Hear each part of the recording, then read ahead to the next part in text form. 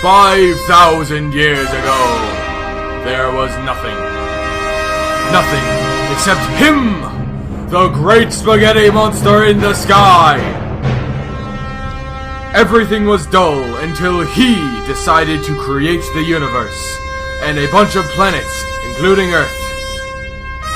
No one except for him was around to see it, but we can expect that it obviously must have been spectacular.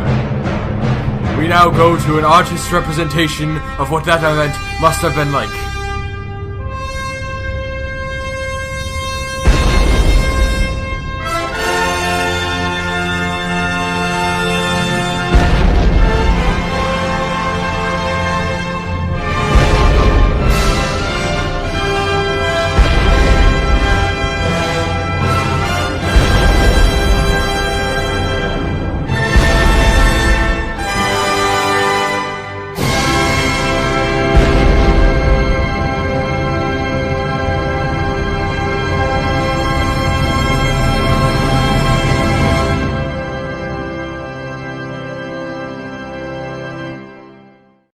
Over the course of 10 to 100 years, he spent his time making the universe appear much older than it actually was.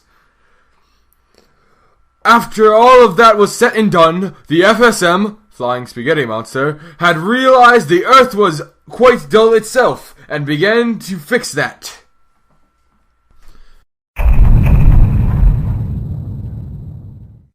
Then the FSM said, "Let there be light." And there was light.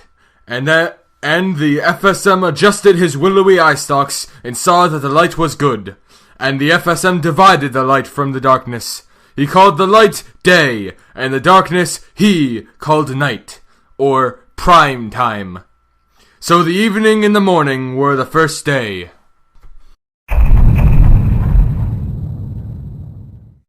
Not after long, the FSM grew tired of flying, and being unable to tread water for long, proclaimed, "Let there be firmament in the midst of the waters, and let the firmament form coves, to one day provide safe harbor for pirates." "No, wait," he pondered.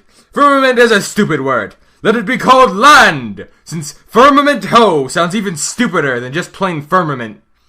He then proclaimed, let this land divide the waters from the waters, and let there be a volcano to spew forth beer, which honestly seems like a benevolent idea." And so the volcano spewed forth beer, and he tasted it.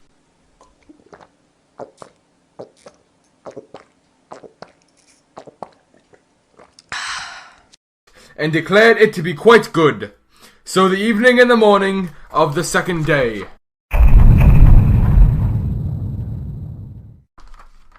When the FSM awoke, his thoughts were muddled and he didn't know where he was. Slightly hungover, and somewhere out in the Indian Ocean, the FSM found himself a little confused about what he'd created the day before. And so, self-conscious about the previous night's misbehavior, he started barking godlike orders in an attempt to reestablish his powerfulness.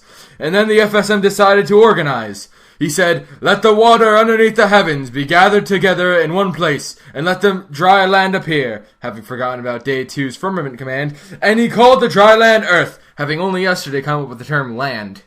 And the gathering together of the waters he called seas. And the FSM dried his noodly appendages under the hot light, and he saw that it was good, but that there was a little problem, for now he had an Earth full of land and firmament, which wouldn't do, so he lifted Day 2's firmament up to the heavens, and renamed it Heaven. The land from Day 3 he left there. Heaven seemed like a sweeter pad, and the FSM decided he'd live there and commute to Earth. Then the FSM said, "Let the Earth bring forth grass, rice, and whatever else can be turned into food that resembles my noodly appendages." And he saw that this was an original idea, which was certainly good. That night he drank a little less from the beer cano, which was relocated to heaven along with the rest of the firmament. So the evening and the morning were the third day.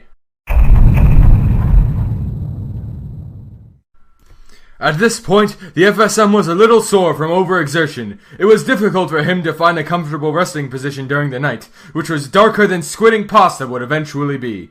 So he said, "Let there be lights in the heavens, and let there be two lights, the greater light to rule the day, and the lesser light to rule the night." And since he had big plans for the next day, he turned in early. So the evening and the morning were the fourth day. The fifth day was going to be huge, so the FSM rose early. Then he said, "Let the waters abound, let the skies fill with birds, let the earth bring forth creatures, each according to its kind. Then let them canoodle and be fruitful." And he saw that it was good, and he was feeling pretty proud of himself. So he hit the beer volcano pretty hard that afternoon.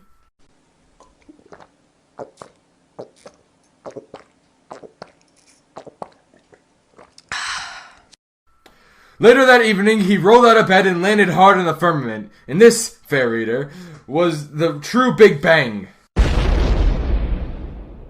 He had a funny feeling and realized in his drunken stupor that he had not only built a factory in heaven that turned out scantily clad people, but also created a small person on earth whom he called man. And he said, "Wow, I might have even overreached my newly appendage in this one." And not even sure what day it was anymore, he decided to take an extended break from the whole creation gig, and he gave a quick blessing and declared, "From here on out, every Friday is a holiday." And so was the last and final day of creation.